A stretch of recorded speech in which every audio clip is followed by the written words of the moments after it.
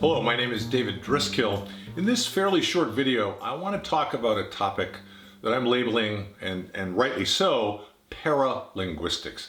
The common term used is tone of voice and how it is a critical component in an effective body of communication skills. And I'm defining effective here in a very specific way.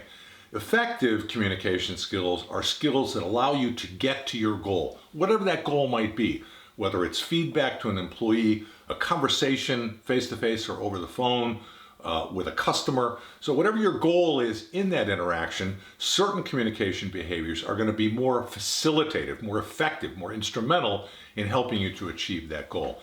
There's a huge body of research on this topic. Maybe the most well-known researcher is Albert Mehrabian. He's often misquoted. I would suggest you read up on him, even if it's briefly. It's in my bibliography on the website. I'll assert, based on his research, my own experience, and the research of others, that you need to make sure of a concept called congruence, or more commonly referred to as consistency. That is, that your tone of voice, your body language, and the words that you use match up. And oftentimes, that is not the case. Let me give you an example. Because my assertion here is that if your verbal manner, your paralinguistics, your tone, contradicts your content, that it's the tone or the paralinguistics that will carry the message. So for example, let's say I pick the phone up. I'm working in a phone bank for a customer service organization, and I pick the phone up and I say, thank you for calling Acme Investments. May I help you? Think about what I just communicated with my tone. I'd suggest that there's a lack of interest and attention. Now, I could exaggerate it and say, thank you for calling Acme Investments. May I help you? Very seldom are you going to hear a telephone representative demonstrate that level of ineffectiveness in their behavior, but oftentimes it's neutral. By contrast, if I say, thank you for calling Acme Investments. This is David Driscoll speaking. May I help you? The difference there is fairly subtle, but it is remarkably clear. I've demonstrated this to literally thousands of people over the years, and there is absolutely no doubt which of those examples was desirable, that is, communicated a level of interest and attention. So you want things to match up. I'll give you another example. If when I meet with you in a face-to-face encounter, I say, well, it's really good to see you, and at the same time I'm shaking my head no, body language, and my tone is somewhat neutral, I'm contradicting the content. If instead I say, oh, it's really good to see you, that difference, once again, is fairly subtle, but it's like shouting a message, and it overcomes the verbal content. So what are the elements of paralinguistics that you want to get control over? Clearly, tone is first and foremost. Tone of voice is paramount in communicating interest and attention. So when I say thank you, that tone versus thank you, very different. Speed. The average person speaks in a conversation roughly 140 to 160 words per minute. I recommend, and I've tried myself, to reduce that slightly. I don't want to speak too slowly because that will become a distraction, but I don't want to speak too quickly, greater than that upper end of 160. And in fact, interestingly enough, when it is most important that you slow down, so for example, you're giving a presentation and you're nervous, so because you're nervous, you speed up, that's exactly the opposite of what you want to do. Slow yourself down. Practice that. As with all these videos, my goal is that after you've watched this video, that you can go out and practice. I'll give you some ideas about that in a few moments. Rhythm and modulation. If I speak in a monotone, it's far less interesting than if I have variation in the modulation or the rhythm of my speech. In one sense, I've characterized this in training as when you're speaking, it's a kind of singing. You want a little bit of rhythm, a little bit of modulation. Now, I don't want to go too far with this, and that's an interesting concept I want to bring up in this video, but it applies really to all the videos I've done on behavioral skills. If you take any of these skills too far, they become ineffective.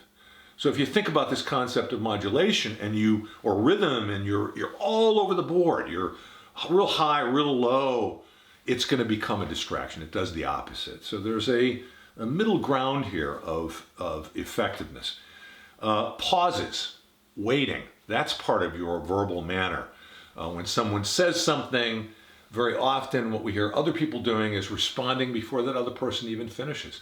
Wait. Use silence. I talk about this in the listening video that I do that's available on my website. Loudness. Conversations are generally around 60 decibels. A lawnmower is about 80. A rock concert's around 100 or more. That can be damaging to your ears. So you want to manage your loudness. And what I try to tell people about this so that they can turn this into an action is you want to be easy to hear. If you see people, for example, as you're presenting, they turn their head sideways or they might even point at their ear, that's a nonverbal signal that you may need to pick your volume up a bit. Diction and pronunciation. If I use complete words and sentences, I don't use false contractions, coulda, woulda, shoulda. This communicates a higher level of professionalism. So again, this is an aspect of speech. Utterances, huh.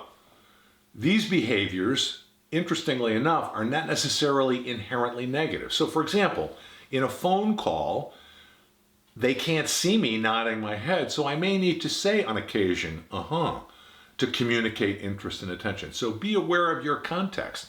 In a face-to-face encounter, I may be able to substitute a visual cue of interest and attention. On a phone call, I may need to make an utterance. So tone, speed, rhythm, modulation, pauses, that is the use of silence, loudness, diction, pronunciation, and utterances.